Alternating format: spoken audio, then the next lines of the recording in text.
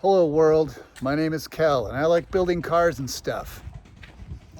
So I thought, God, these are bugs everywhere.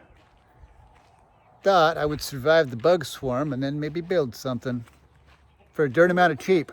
But first, because it gets cold and I live on a farm, I have to start the potbelly for the baby chickens.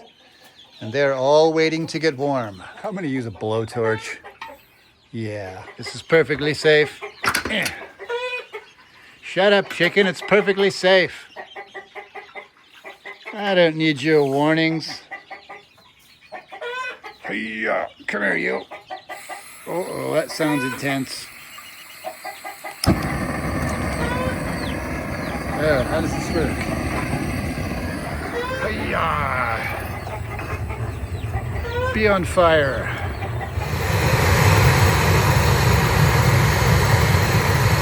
There, that was easy. Super easy. Hey-ya. Oh my gosh, shut your face hole. That's probably bad. There we go. All safe. All right, little peepers, don't get too close or you'll melt. Night night, little guy. Night night. See you later. Nice and warm in there. My chickens have the habit of stealing license plates. It's probably a felony in some country. That's why you're all doing life in the slam. Pow! Conjugal visits are Tuesdays only. Pretty lucky I didn't get stabbed in there. Chickens are the real deal. I have this mysterious low performance vehicle here. It's a 2012. I'm not going to tell you what it is yet because I don't want to get all the blowback from the girly men on the internet. Sorry, it's not a Hellcat. Not all of us have the ability to just go drop a whole pile of money on a turd. We have to find a turd somewhere else. So, I've got this. Been hoarding parts a little while. And I thought that I'd bolt some of this garbage onto that thing and see what we can do with it. There's some parts. Look, I have a turbo the size of a kitty cat. Kitty, do you want to get bolted to the motor? Or should I use the turbo? There's some parts right there. I'm going to put that motor and transmission in it. And there's a little sneak preview of what may or may not be happening. Who knows? Some more parts I've been hoarding. Parts. Other parts that I made and the design was just crap. Parts. Keep in mind, you just can't bolt anything on a car and have it work out. It's always good to do a little research, formulate a plan, just like I did. As my plans is gonna go down. All right, guess we better get to work. This video is kind of long, so if you have the attention span of, say, a potato, yeah, this might not work for you. Just skip to the end. On the other hand, if you are a long pooper, and this is a video, this is your pooping video, by all means, hang out. Don't forget to wash your hands. All right, these are some of the parts that I have been hoarding over the last few years, waiting for an opportunity to do some craziness. Got a few little whirligigs there and some whiny whatsits and then a big old turbo the size of a kitty cat. You saw that already. I thought it would be fun to put two Eaton M90s and an S470 on mystery car right here. This mystery car, not that car.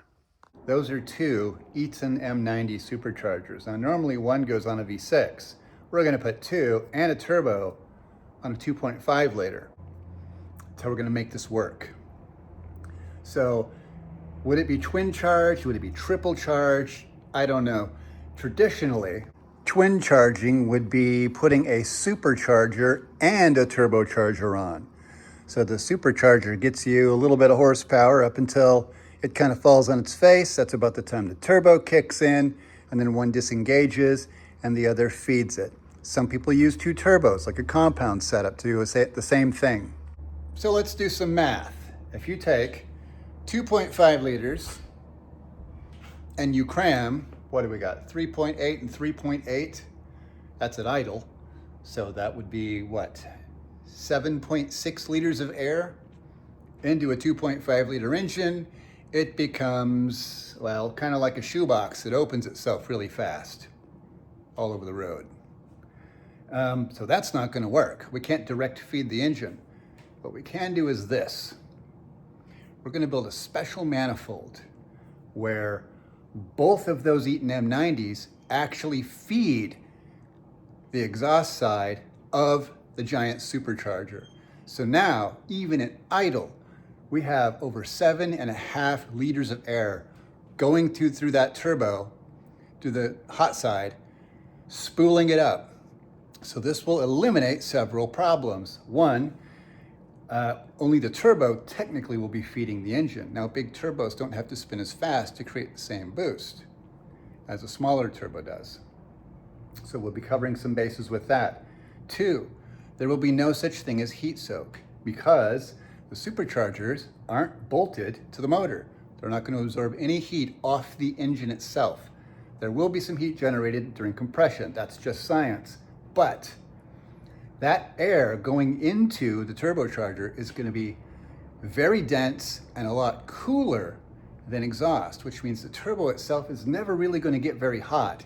And more than that, we're going to give the turbo its own oil system.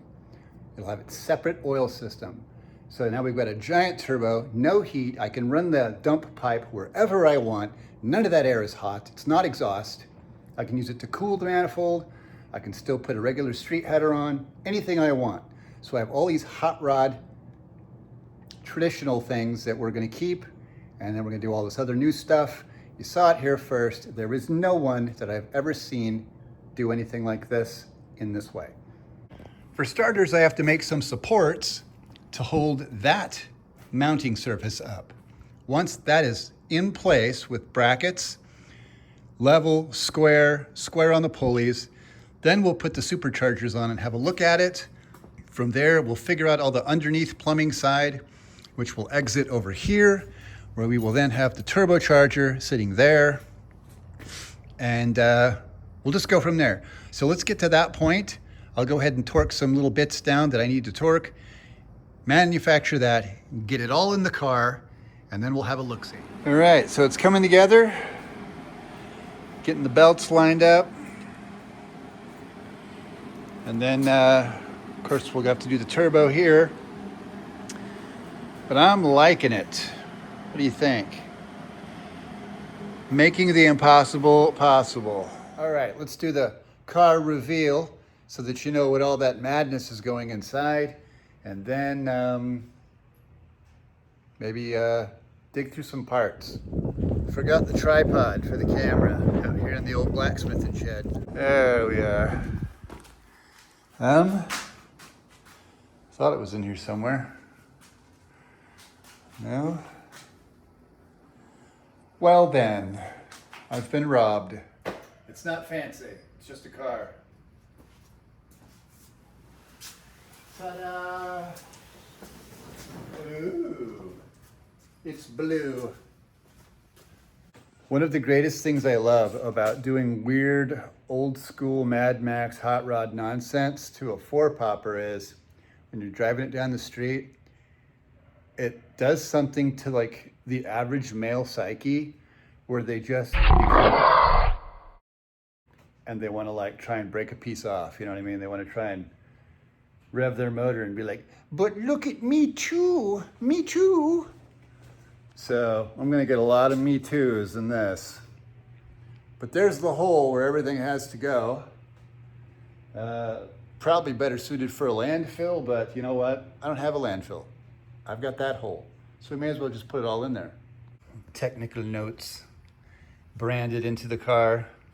All right, I'm gonna have to get into my pie cut hoard and see if I have the pie cuts necessary to get the compressed side of these over here to the turbocharger.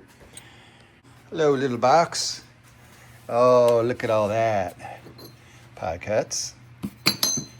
So many. Oh, that's not one. Never mind. That's a not pie cut. Some old tubes that I rigged up to put your you know, your wastegates and things on. Right. All right, we're gonna take all this. If I've upset you by saying that you're revving your motor and doing pulls on minivans and cars of lesser cylindrical numeracies, I like to invent words too. Hold my beer, I'm not done yet, because this thing is not gonna have the lazy frickin' ghetto hood dump on it either. Okay, so now that we've got these two things in a slightly locked position, I'm actually thinking about rotating it up a little more, just to kind of keep this whole plane somewhat level. It will reduce the number of bends I need to make, which saves my pie cut hoard. Look at you, you're so pretty. Anyway, we're gonna get the turbo situated somewhere about here, I think. And by elevating this up, I'll be able to have these two intakes curve up and over and come together. And then I don't know if I want to just do some crazy air filter type situation. I don't know if I want to put a street scoop on it. I think a street scoop would be funny because it would just really make everyone with a V8 so angry. So angry. Their lives, they're so empty. And so I'd like to contribute. All right, I went and got everything kind of covered up around the edges here, just so that I don't scratch anything worse than it already is. Now don't misinterpret. I don't hate V8 people. I own one. I just hate how you drive. I don't drive like you. We're different. This guy will be like, right there is the goal. About in that angle. So, we'll see how that turns out.